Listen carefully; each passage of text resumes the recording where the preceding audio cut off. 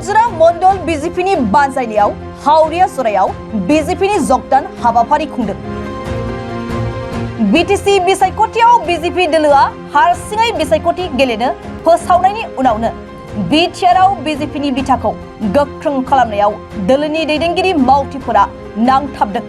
बेबायदिनो पर्बतजरा मंडल बीजेपीनि बानजायनायाव हावरिया जरायाव बीजेपीनि गोदान सोद्रोमा थिसननायजों लोब्बा लाखिनानै मोनसे जगदान हाबाफारि खुंनाय जायो। बे जगदान हाबाफारियाव बीटीसीनि बारग' मावफुं सोद्रोमा आरो आथिखालनि एमएलए रेवरेवा नार्जिहारि, राजीव ब्रह्म, प्रभात बसुमतारी, कविता बसुमतारी, बनेन्द्र कुमार मोसाहारिजों लोगोसे मावफुं सोद्रोमा रनेन नार्जारी आरो गुबुन गुबुन थाखोनि दैदेनगिरि मावथिफोरा बाहागो लायो।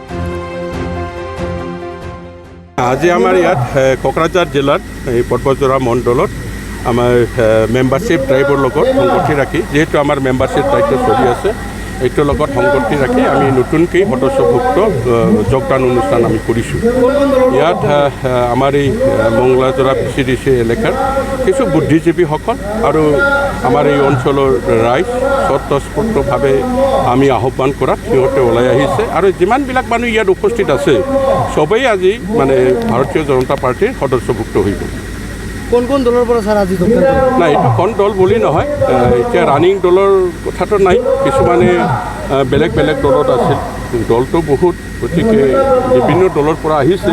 গতিকে আমি দল হিচাপে নহয়, যিসকলে ভাৰতীয় জনতা পাৰ্টিক ভাল পাইছে এই ভাল পোৱা ব্যক্তিসকলেই ভাৰতীয় জনতা পাৰ্টিৰ নীতি আদৰ্শৰ ওপৰত বিশ্বাস আৰু আস্থা ৰাখি আজি আমাৰ দলত যোগদান। আজিৰ এই যোগদান অনুষ্ঠানত আমাৰ বড়ো সম্প্ৰদায়ৰ বড়ো জনগোষ্ঠীৰ 325 জন বুলি কৈছে, মোক জনাইছে, লিষ্ট গাই আছে, আৰু কিছু সংখ্যক ৰাভা কমিউনিটি, কিছু আদিবাসী কমিউনিটি আছে। বিশেষকৈ যিহেতু অঞ্চলটো বদ্ধ উৎকৃষ্ট এলেকা, সেইকাৰণে বড়ো জনগোষ্ঠীৰ মানুহে সৰহ সংখ্যক যোগদান আজি আমাৰ দলত যোগদান কৰিছে। আগন্তুক দিন আপোনালোকে চলি থাকিব এনেকৈ?